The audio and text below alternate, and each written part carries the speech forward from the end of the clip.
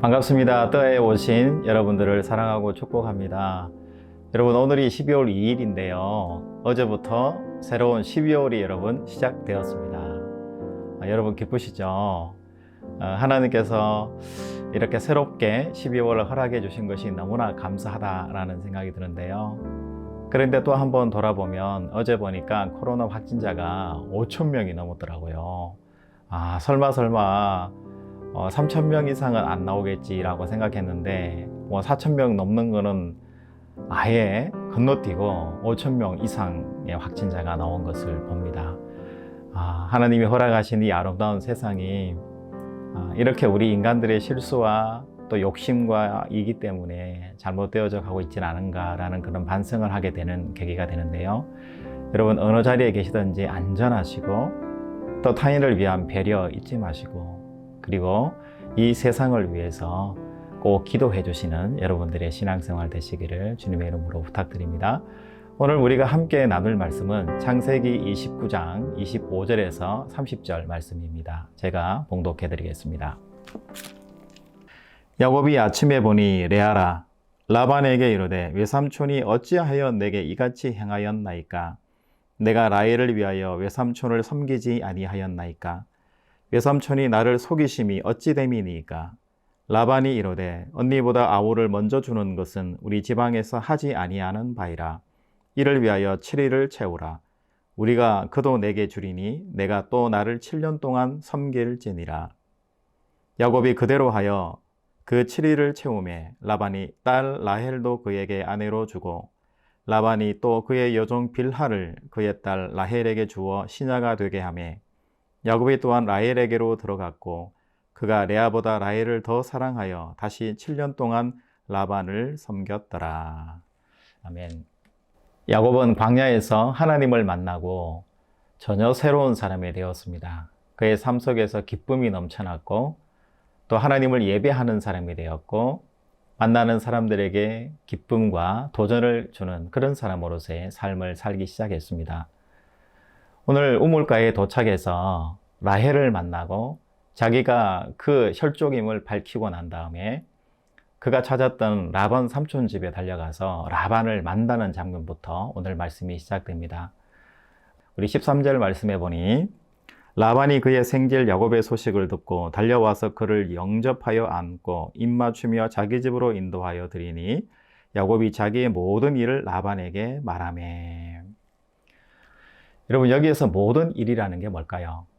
자기가 하고 싶지 않은 일, 부끄러운 일, 감추고 싶은 일은 제외했다라는 게 아니라 모든 이야기를 다 허심탄회하게 삼촌 라반에게 털어놨다라는 이야기입니다. 이 모든 일을 털어놨다라는 그 의미는, 첫 번째는 정말 이야기하고 싶고 고민 상담하고 싶고 말하고 싶은 상대가 이제 나타났기 때문에 야곱이 자기 모든 일을 풀어내는 그런 의미가 있고요. 또 두 번째는 회개의 의미가 있겠습니다. 자기가 형 에세에게 잘못한 것, 부모님에게 잘못한 것, 그리고 하나님 앞에 잘못했던 모든 인생들에 대해서 자기가 에서 앞에서 해야 되고 부모님 앞에서 해야 되는데 대신해서 이 삼촌에게 회개를 했다, 이런 의미에서 두 가지를 한번 생각해 볼 수 있을 것 같습니다. 그리고 삼촌과 함께 그 집에서 한 달의 시간을 보내게 됩니다. 한 달의 시간을 보낼 때 라반이 품삯을 줘야 되겠다, 이렇게 말을 해요. 이 품삯을 이 야곱에게 제안한 의미는 두 가지 정도 의미가 있을 텐데, 이제 한 달이 지났다는 거죠. 한 달이 지났다는 거는 브엘세바에서 아버지 이삭과 리브가에게서 연락이 없다라는 것을 의미합니다. 잠시 며칠 쉬었다가 가는 정도가 아니라 에서의 화가 아직까지 풀리지 않았고 돌아올 수 있는 분위기가 아니라는 것을 이 한 달이라는 시간이 의미를 하고요. 또 한 가지는 야곱이 그곳에서 새로운 인생을 시작해야 한다라는 또 한 가지 의미, 두 가지가 있다고 볼 수가 있을 것 같습니다. 이제 라반 삼촌과의 동거가 시작이 됩니다. 품삯을 주겠는데 내가 무엇으로 품삯을 주면 될까라고 라반이 제안을 하죠. 그럴 때 이제 새롭게 인생을 시작하고 하나님이 자기에게 약속하신 세 가지 약속을 떠올렸을 거예요. 내가 너와 함께 동행하는 하나님이 되겠다. 너에게 많은 자손을 주겠다. 그리고 다시 돌아와서 하나님의 집에서 너의 집을 세울 수 있도록 도와주겠다. 이 세 가지 약속을 했는데 그 하나님의 약속을 염두에 두면서 이 야곱은 결혼을 생각했던 것 같아요. 그래서 삼촌에게 라헬을 나에게 주시면 삼촌을 위해서 7년을 열심히 일하겠습니다 라고 말을 하죠. 라반은 동의를 하고 7년 동안 일을 하게 됩니다. 그리고 7년이 다 지나고 난 다음에 이제 기한이 찼기 때문에 라헬과 결혼할 수 있도록 해달라라는 말을 했고 이제 결혼식을 하게 됐어요. 그리고 하룻밤 동침을 하고 아침에 보니 라헬이 아니고 여러분 누굴까요? 레아가 옆에 누워 있는 거예요. 야곱은 그제서야 알게 되는 거죠. 삼촌 라반이 자기를 속였다는 것을 깨닫게 되는 거고 동시에 이 레아도 라헬인 것처럼 흉내내고 자기가 속았다는 것을 지금 동시에 깨닫게 되는 것이죠. 이 일에 분노하고 화를 내는 이 야곱에게 라반은 정말 한 수 위에 있는 사람인 것 같아요. 여러분 야곱이 얼마나 계략이 있고 속임수가 있고 나름 노하우가 있는 사람인데요. 이 야곱보다 이 라반은 한 수 더 위에 있는 사람입니다. 화내고 분노하는 그 야곱에게 다시 이야기를 합니다. 우리 지역의 풍습에 동생이 먼저 시집가는 법이 없기 때문에 내가 어쩔 수 없이 레아를 먼저 들어가게 한 것이다 라고 이야기를 하고 7일 동안 초례를 치르고 나오면은 내가 바로 라헬도 너에게 줄 테니 라헬과 결혼을 해라. 그리고 7년 동안 나를 위해서 다시 일하면 되지 않겠느냐. 이렇게 제안을 하는 거죠. 여러분 그 제안에 어쩔 수 없이 라헬을 너무 사랑했기 때문에 야곱이 동의를 하고 결국은 14년을 라반 삼촌 밑에서 일하게 됩니다. 여러분 만약에 여러분들이 이 야곱과 같은 경우를 당했다면 여러분 얼마나 화가 나고 분노가 나고 정말 인생 살고 싶지 않다라는 생각이 드시지 않을까라는 생각이 듭니다. 여러분 인생에서 이렇게 사기당하고 속임당하고 그것도 남도 아닌데 이 가족에게 가장 친한 친구에게 이런 배신당하고 사기당하는 일을 여러분이 경험해 보셨다면 아마 이 야곱의 감정을 분노를 이해하실 수 있을 것 같아요.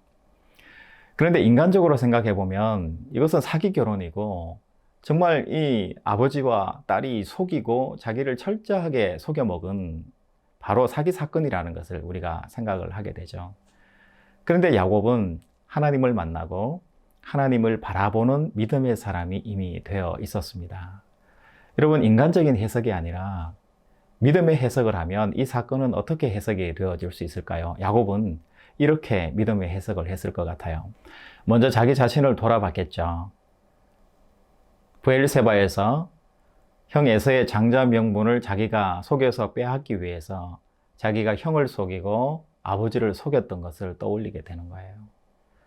그러면서 그 라반이 자기를 속이고 레아가 자기를 속이는 모습, 그 모습을 보면서 자기를 바라보게 되고 그것이 얼마나 헛된 행동이고 사람을 분노하게 하는 행동인가에 대해서 먼저 자기 자신을 성찰하는 계기로 삼았을 것 같아요. 그리고 두 번째는 하나님이 자기에게 약속하신 세 가지의 복을 생각한 거죠. 내가 생각하고 내가 계획한 그 과정대로 라헬과 결혼하고 아이를 낳고 행복하게 살아가는 그 과정이 아니라 하나님이 계획하시고 예정하신 그 길이 있을 것이라는 하나님을 바라보는 관점이 있었던 거죠. 그러면서 그 결혼에 대해서 받아들이고 인정하기 시작하게 된 것이죠. 비록 속아서 결혼했지만 한 번에 이 7년이라는 이 수고가 동시에 레아도 얻고 라헬도 얻는 두 부인을 얻는 결과가 되었고 또 그 두 부인의 또 몸종이 있으니까 결국은 4명의 여인과 결혼한 셈이 된 것이죠. 그 일을 통해서 하나님이 자손을 번성하게 하실 것이라는 하나님의 계획이 있었던 것이고요. 또 그동안에 불로소득처럼 형의 장자 명분을 속여서 일하지 않고 빼앗으려고 했던 자기의 인생이 아니라 이제 성실하게 라헬을 위해서 7년을 일하고 또 레아를 위해서 7년을 일하는 성실함의 훈련을 받아가는 신앙의 과정으로 그렇게 하나님을 바라보면서 이해했을 것 같습니다. 여러분 분명히 야곱은 라반 삼촌에게 속은 것이 확실합니다. 그러나 라반은 속일지 몰라도 자기의 인생을, 자기의 삶을 주관하시는 분은 바로 하나님이시라는 것을 야곱은 알고 있었기 때문에 견딜 수 있었던 것 같습니다. 여러분, 어떻게 이 사실을 야곱은 알고 있었을까요? 바로 자기 이야기이기 때문이죠. 자기가 형을 속이고 아버지를 속이는 인생을 살았어요. 그런데 하나님은 이곳 바로 라반 삼촌의 집까지 오게 하고 라반 삼촌을 만나게 하고 거기에서 다양한 일들이 일어나게 만드시잖아요. 그러니까 하나님의 계획과 자기의 계획이 다르다는 것을 알고 있고 인생은 결국은 하나님의 계획에 따라서 흘러가게 되어 있다는 것을 야곱은 이미 믿음으로 고백하고 이해하고 있었기 때문인 것이죠. 그렇기 때문에 지금은 좀 부족하지만 틀림없이 하나님의 계획과 예정하심이 있을 것이다라는 그 기다림의 그 약속을 가지고 야곱은 자기 인생을 살아갈 수 있었을 것입니다.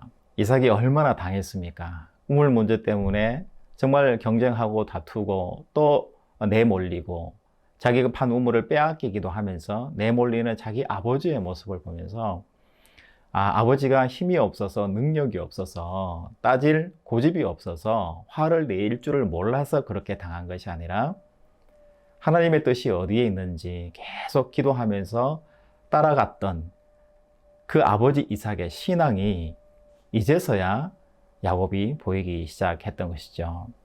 하나님을 만난 이후에 하나님이 대입된 자기 인생의 이 해석이 그 이전의 야곱의 해석과는 전혀 다르다는 것을 여러분 아실 것 같아요.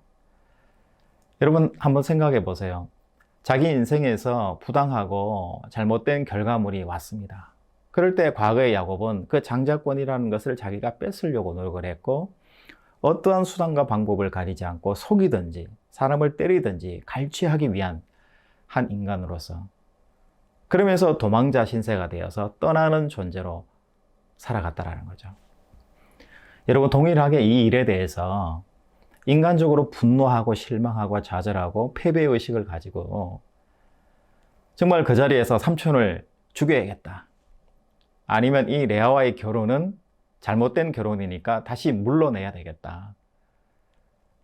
그렇게 하면서 분노하면서 좌절하면서 저주하면서 화내면서 아니면은 그 모든 식구들을 다 죽이고 자기가 다시 도망자 신세가 되어서 다시 광야로 떠나올 수도 있겠지요. 과거의 야곱의 모습을 보면 충분히 그랬을 수도 있을 것 같습니다. 그러나 이제 야곱은 그렇게 하지 않습니다. 자기 인생에 주어진 이 불행과 고난과 또 잘못되었을 것 같은 판단이 되는 이 사건에 대해서 잠시 유보하고 하나님의 예정과 섭리하심을 잠잠히 기다리는 신앙인의 모습으로 돌아와 있었던 것이죠. 여러분 오늘 야곱의 모습을 보면서 우리의 모습을 한번 떠올려 봤으면 좋겠습니다. 우리는 쉽게 분노하죠. 쉽게 화내고 쉽게 좌절하고요. 쉽게 패배합니다. 내게 만족이 없을 때, 내게 불이익이 당왔을 때 우리는 쉽게 분노하고 좌절하고 패배의식에 빠지고요. 그 삶이 계속해서 반복되면서 1년, 2년, 3년, 5년 시간을 보내고 있다는 것을 우리가 우리 인생을 통해서 경험을 통해서 알고 있죠. 여러분 오늘은 이렇게 한번 살아봤으면 좋겠습니다.